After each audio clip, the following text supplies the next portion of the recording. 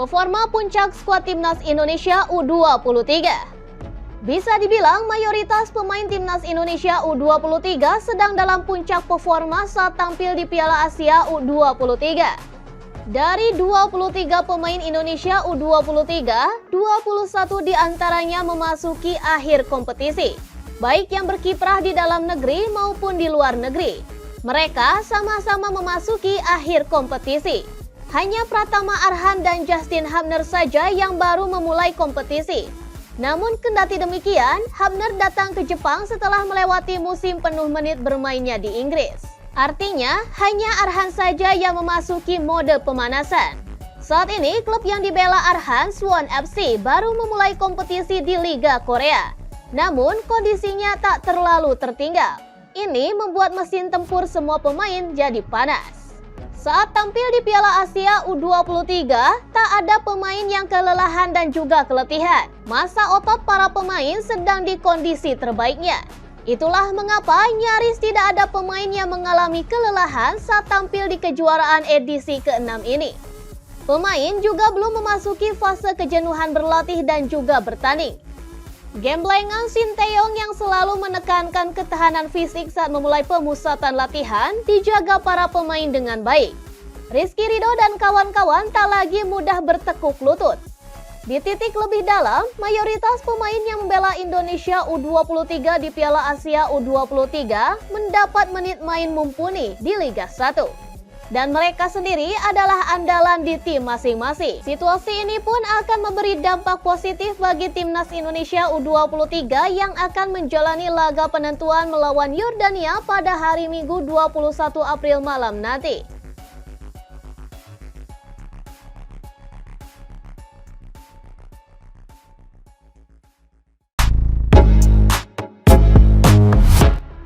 Benarkah Inter Milan buka peluang rekrut Jai Ijes? Nama Jai Ijes, bek Timnas Indonesia, kini menjadi sorotan usai dikabarkan dilirik klub Liga Italia Inter Milan. Terbaru, Jai Ijes, bek Timnas Indonesia, yang juga pemain andalan Sinteyong itu beri penjelasan terbaru soal rumor tersebut. Performa bek Timnas Indonesia itu memang menjadi perhatian. Penampilan tenang dan pandai membaca arah bola Jai Ijes, bek Timnas Indonesia di bawah asuhan Sinteyong ini, menjadikannya kini pemain andalan baru di skuad Garuda Senior. Penampilannya sangat apik dan membantu Garuda gasak Vietnam di kualifikasi Piala Dunia 2026 baru-baru ini. Hasilnya, berkat aksi ciamik Jai Ijes, bek Timnas Indonesia dua kali pula pasukan Sinteyong gasak Vietnam di kualifikasi Piala Dunia 2026. Bahkan, Jai Ijes mencetak gol ke gawang Vietnam di leg kedua kualifikasi Piala Dunia 2026 saat di markas Vietnam. Usai tampil apik bersama Timnas Indonesia, ia pun kini dirumorkan masuk ke radar klub Liga Italia Inter Milan. Dan kini ia tercatat sebagai pemain utama klub Serie B Italia Venezia FC. Lantas, benarkah Jai Ijes dilirik klub Italia Inter Milan? Terima kasih sudah membantu saya beradaptasi. Pelatih Sinteyong, kata Jai Ijes di akun media sosialnya. Berbicara di depan fans Timnas Indonesia menjadi pengalaman yang tak pernah terlupakan. Lanjutnya, ia juga mengakui bahwa dirinya dirumorkan diminati oleh Inter Milan. Inter Milan tertarik mendatangkanku dari klub Venezia FC pada musim depan. Mohon doanya saja, kata Jai Ijes. Pemain yang mempunyai postur tinggi badan 198 cm itu saat ini memiliki nilai transfer sebesar 23,33 miliar rupiah bersama Venezia FC.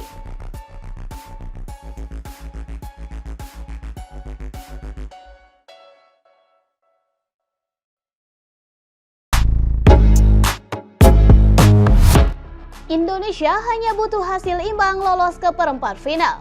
Timnas Indonesia U23 menjaga asa lolos ke perempat final Piala Asia U23. Dan peluang Indonesia lolos ke fase gugur semakin besar setelah menang melawan Australia dengan skor 1-0. Kini Indonesia hanya membutuhkan hasil imbang saja pada matchday ketiga grup A melawan Yordania. Dan berikut skenario untuk Garuda Muda di laga terakhir grup A agar lolos ke perempat final.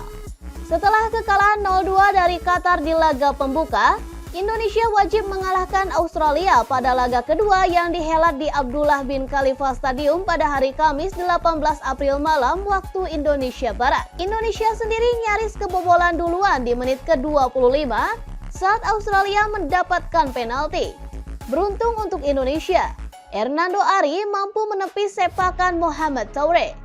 Lebih banyak ditekan, Indonesia mencuri gol lewat Komang Teguh pada menit ke-45 lewat sepakan jarak dekat. Skor 1-0 pun bertahan hingga laga berakhir sehingga memberikan 3 poin perdana Indonesia di ajang tersebut. Indonesia sendiri menempati posisi kedua grup A dengan 3 poin dari 2 dan selisih gol -1. Kemenangan Indonesia ini makin berarti besar karena diikuti kekalahan Yordania dari Qatar beberapa jam setelahnya. Qatar dengan 6 poin berhak lolos ke perempat final karena tidak mungkin dikejar Yordania atau Australia yang baru punya 1 poin saja. Itu artinya tinggal 1 tiket saja yang bisa diperebutkan oleh Indonesia, Yordania, dan juga Qatar di laga terakhir pada hari Minggu 21 April mendatang. Dan Indonesia sendiri akan bertemu dengan Yordania, sementara Australia akan bertemu dengan Qatar.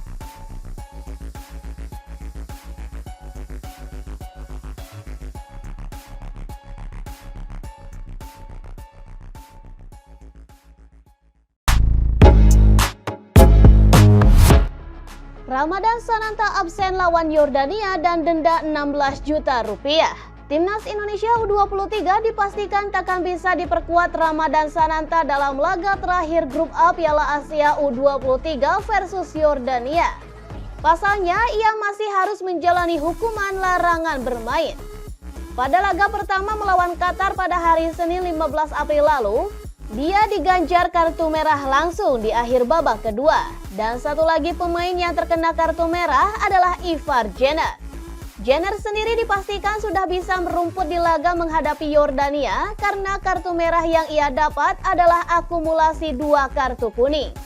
Sementara Ramadan Sananta masih harus menjalani hukumannya yang diterima sewaktu timnas Indonesia berhadapan dengan Qatar U23. Berdasarkan pemberitahuan dari Konfederasi Sepak Bola Asia atau AFC ke Timnas Indonesia U23, Ramadan Sananta dihukum larangan bertanding 2 kali dengan Timnas Indonesia U23 untuk melawan Timnas Australia pada hari Kamis 18 April dan juga Yordania. Ramadan Sananta diskors 2 pertandingan yang diberikan Timnas Indonesia U23 melawan Australia dan juga Yordania. Tulis surat AFC kepada Timnas Indonesia U23.